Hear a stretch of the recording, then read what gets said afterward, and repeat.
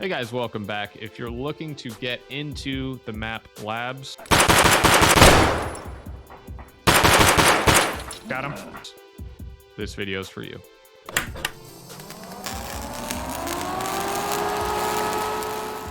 Hi guys, I'm Joey, also known as Share the Light. Live every evening at 7:30 p.m. Central on Twitch. Come say hello, link in the description. Now that that is out of the way, let's talk about Labs. You've decided you want to join in the craziness and get the awesome loot you've heard about, fight some raiders, have some fun. But when you look at the map behind me, you get incredibly overwhelmed, and I don't blame you. So today I'm going to give you a list of tips that are in chronological order, all the way from planning out your raids and practicing to getting into live servers and actually making money.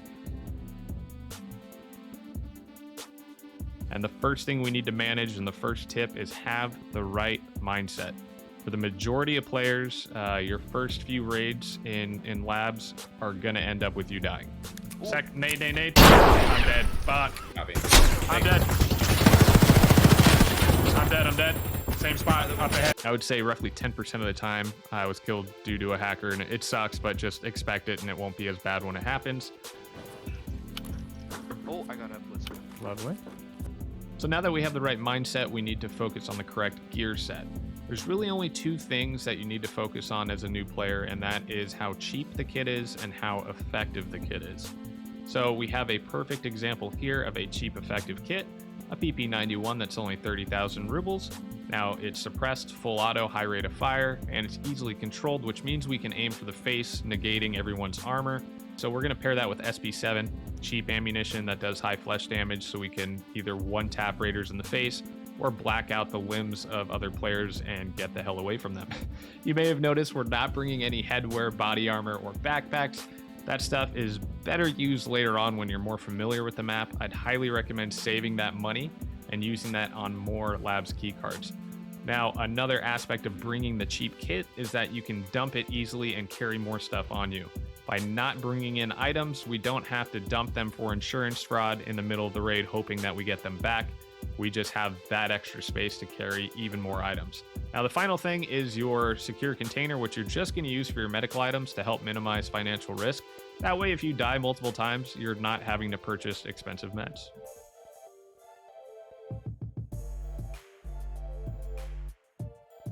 Now we're ready to begin practicing, so go ahead and purchase a Labs keycard and go into an offline raid.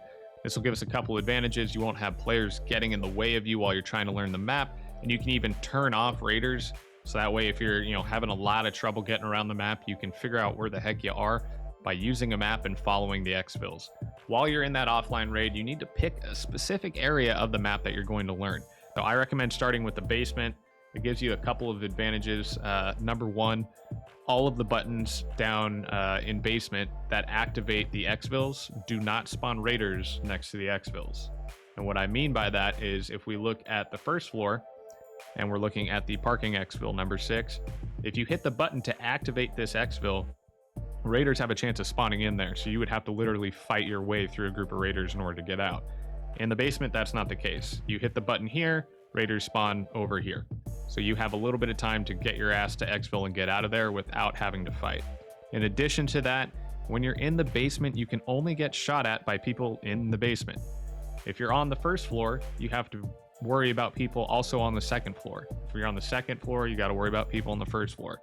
So that just cuts out a second plane that you have to look around to scan for targets. In addition to that, you have a lot of different exfils that are easy to get to. And the earlier you can learn the basement, the more you can master Labs.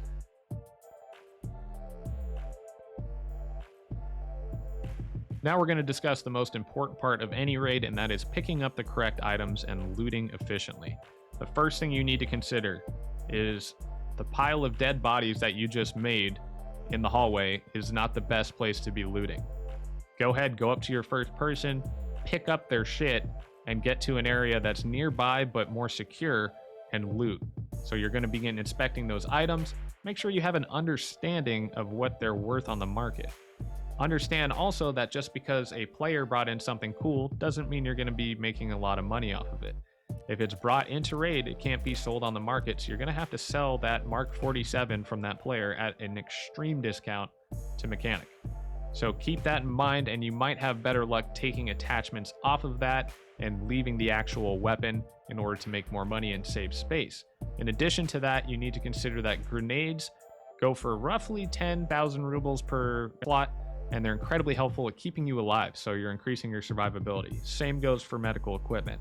And then finally, you need to also look at ammunition, specifically with raiders, because that found in raid ammo can be sold on the market, and they often either have great ammo or trash ammo, and sometimes it can be the difference between making 100,000 rubles and making much, much more. So we've talked about several things today. Number one, we need to have a plan as we go into our offline raids in order to learn a portion of the map at a time. Once we've done that, we feel comfortable, we can go into online raids, farm some raiders, and then we can repeat that process to learn other parts of the map, or you can just go ham, whatever you feel like doing. I'll leave you with 2 final general tips for labs. Number 1, purchase your key cards up front. If you're someone like me and you're impulsive as shit, you're going to end up spending all of your money on labs key cards, and it's very easy to get in the hole very quickly. So what I usually do is I'll set aside a set amount of money and I'll purchase those labs cards up front, and then once those cards are gone, I'm done going to labs for the day. In addition to that, don't feel obligated to stay. There's been a number of times where I've had a fantastic raid on labs that lasted 3 minutes. I spawn in, get to where I need to go, I push a button, raiders spawn in, I kill them, I get great shit, and I have enough XP to leave. It's incredibly easy to not get a run through on labs because by killing 1 or 2 raiders, you have enough XP, and there's no shame in just getting out with money and then resetting. So I hope you guys enjoyed the video. If you did, don't forget to like, share, and subscribe. Come check us out on Twitch every night, 7:30 p.m. Central. I hope to see you guys there.